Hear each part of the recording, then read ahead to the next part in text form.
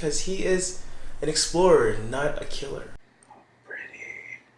I messed that up real quick. Have you ever finished work or whatever you're doing, you get food and you're going home and you're like, oh man, I want to eat this, but at the same time you're like, I kind of want to watch something with this. So you go ahead, you sit down with your food, you put on Netflix, you're looking, and 20 minutes later it's like, all right, here's The Office again for the 20th time. Well, that's what I want to help you with. Instead of doing that, I want you to be able to trust me in telling you what you need to get. I'm here to tell you based on the time of the year, what food you should get based on the film to watch. This is Dinner and a Movie. It is summer. It is hot. People are going out to get their tans because they got those killer buds like me right here. And they want to make sure that they can go out and have an adventure. And you're here like, wow, it's really hot. I want to stay inside. So what do you watch on your staycation? You are going to watch The Life Aquatic with Steve Zissou. The Life Aquatic is a quintessential Wes Anderson film where it stars Bill Mother Effing Murray. And this guy plays Steve Zissou, an aquatic explorer similar to that of Jacques Cousteau. But the film starts where he has a press conference and he's announcing that he has new footage in the death of his best friend and first mate, Esteban. Esteban was eaten by something he calls the jaguar shark, a fish that's never seen before. And since Steve did not have any film evidence, people don't quite believe it was what ate Esteban as well. However, Steve is so passionate about finding this shark and killing it to avenge his best friend's death that he will take nothing to stop it. This film is so stylized. This film has deadpan humor and acting. What about this guy? Just throw him over the other side. It has highly stylized and detailed sets. And one of the most wonderful parts about this film is that it has Seu Jorge playing one of the sailors as he sings Portuguese covers of David Bowie songs. When I leave my dreams, it is a masterful film where relationships, just like every Wes Anderson film, takes center stage.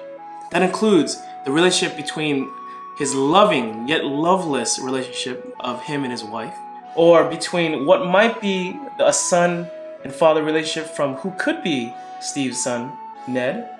And of course, the relationship between Klaus and Steve, where Klaus is almost like the little brother that Steve and Esteban never had. Hydrogen psychosis, crazy eye. Steve, they think you got crazy eye. But anyways, it's a whole entanglement of different relationships put together in classic Wes Anderson style that creates very complex, yet not as complex as you would think in a straightforward film. These are great.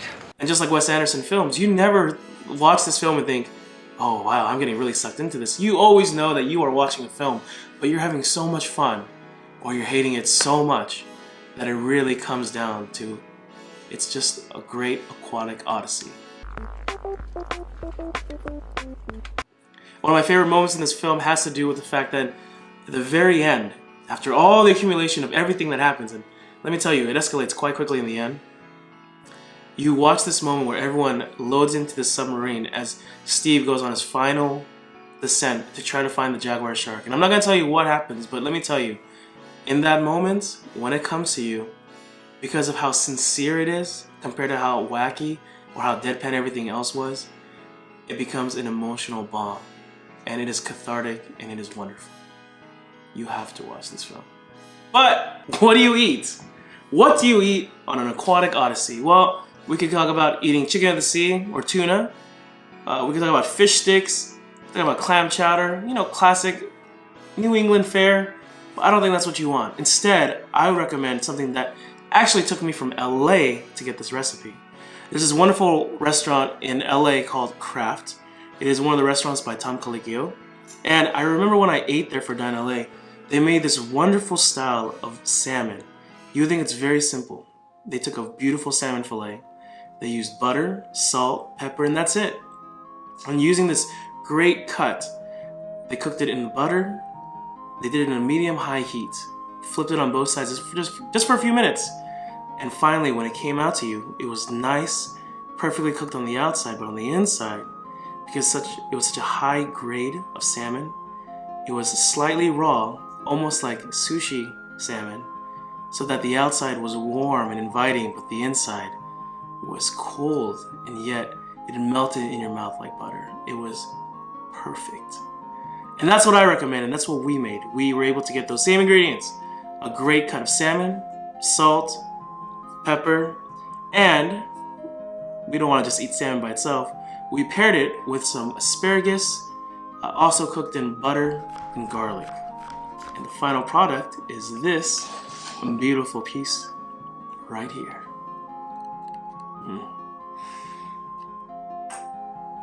It's a wonderful meal to have with your movie. So, you got yourself a quirky yet heart-touching film with the Life Aquatic. You have your perfect salmon and asparagus. I say you have quite a great night with a dinner and a movie. Thanks again for being with us today. Enjoy this dinner and movie. And in another 2 weeks or fortnight, we hope to see you again with the next film in July. Thanks again for tuning in. See you next time.